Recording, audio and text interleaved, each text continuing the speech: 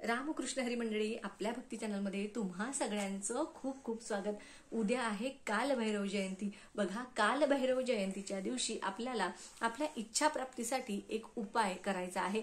अर्थात खूप साधा सोपा उपाय आहे, कोणीही करू शकतं। तर उपाय असा आहे, इच्छा प्राप्तीसाठी आपल्याला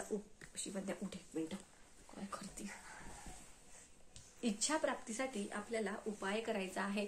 त्याचबरोबर आपल्या घरातली नकारात्मकता आपल्याला घराबाहेर काढण्यासाठी देखील एक सेवा आपल्याला करायची आहे। तर सगळ्यात आधी बघा, हा जो उपाय आहे तो तुम्हाला उद्या 6:30 नंतर करायचा आहे, संध्याकाळच्या वेळेला। तर तुम्हाला काय करायचं आहे, एक मातीची पंटी जी चौमुखी असेल ती घ्यायची आहे, किंवा नसेल तुमच्याकडे तर तुम्ही कणकेच्या पिठाचा दिवा बनवायचा आहे। दिवा बनवताना त्यामध्ये तुम्हाला मीठ टाकायचं नाहीये, हळद टाकून तुम्हाला तो दिवा बनवायचा आहे। आणि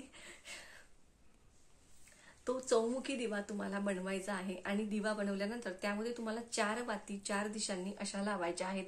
बघा, त्या दिव्यामध्ये तुम्ही मोहरीचं तेल, तिळाचं तेल किंवा शुद्ध गाईचं तूप देखील टाकू शकता। आता तुम्हाला एक प्लेट घ्यायची आहे आणि त्या प्लेटमध्ये थोडेसे तांदूळ ठेवायचे आहेत, त्यावर हळदी कुंकू अर्पण करायचं आहे आणि त्यावरती तो चौमुखी दिवा तुम्हाला ठेवायचा आहे। आणि आता बघा, तो दिवा तुम्हाला तुमच्या देवघरासमोरच प्रज्वलित करायचा आहे। प्रज्वलित केल्यानंतर तुम्हाला थोडेसे काळे तीळ एका वाटीमध्ये घ्यायचे आहेत आणि चिमूट भर काळे तीळ तुम्हाला 11 वेळा त्या दिव्यामध्ये टाकायचे आहेत।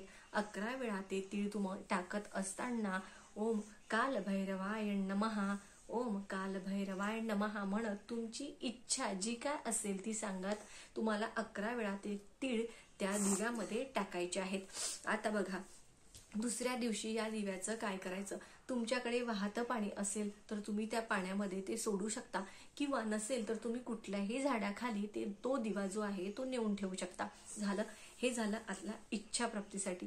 दुसरी गोष्ट, आपल्या घरातली नकारात्मकता बाहेर काढायची आहे। तर काय करायचं, अर्थात बघा, कालभैरव ही देवता जी आहे ती नकारात्मकता दूर करण्यासाठी, आपल्यावर कोणी काही क्रिया केली असेल तर त्यांना चांगला धडा शिकवण्यासाठी कालभैरव देवता ही खूप जास्त प्रभावी सेवा यांची असते आणि ही देवता हेच कार्य करत असते।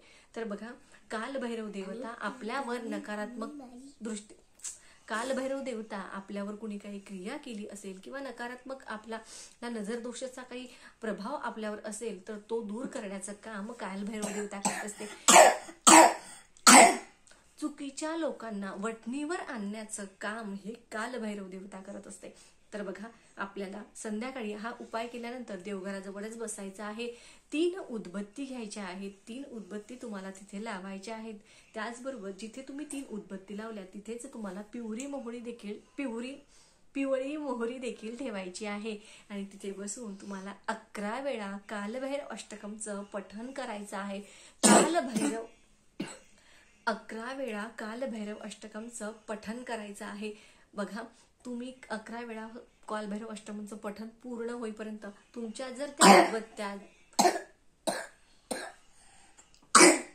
कालभैरव अष्टकमचं पठण सुरू असताना जर उदबत्त्या संपल्या तरीही हरकत नाही। 11 वेळा पूर्ण कालभैरव अष्टकम तुम्हाला 11 वेळा म्हणायचंच आहे।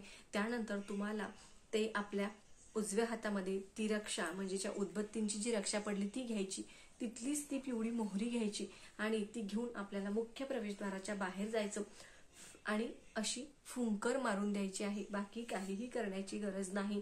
हातपाय धुवून तुम्हाला घरामध्ये यायचं आहे। आपल्या घरावरली नजर दोष, वाईट बाधा सगळं दूर होण्यास मदत होईल। तर हा उपाय आपल्याला कालभैरव जयंती म्हणजेच उद्या संध्याकाळच्या वेळी करायचा आहे। त्याचबरोबर बघा, तुम्हाला उद्या मंदिरात देखील जायचं आहे।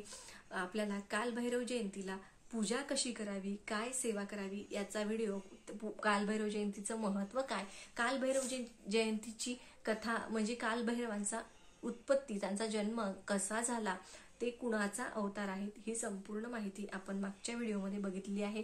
तर इच्छा प्राप्तीसाठी एक चौमुखी दिवा महिलांनो आवर्जून लावा। जर तुम्हाला कणकेचा दिवा बनवणं शक्य झालं नाही तर तुम्ही मातीची चौमुखी पंती देखील घेऊ शकता।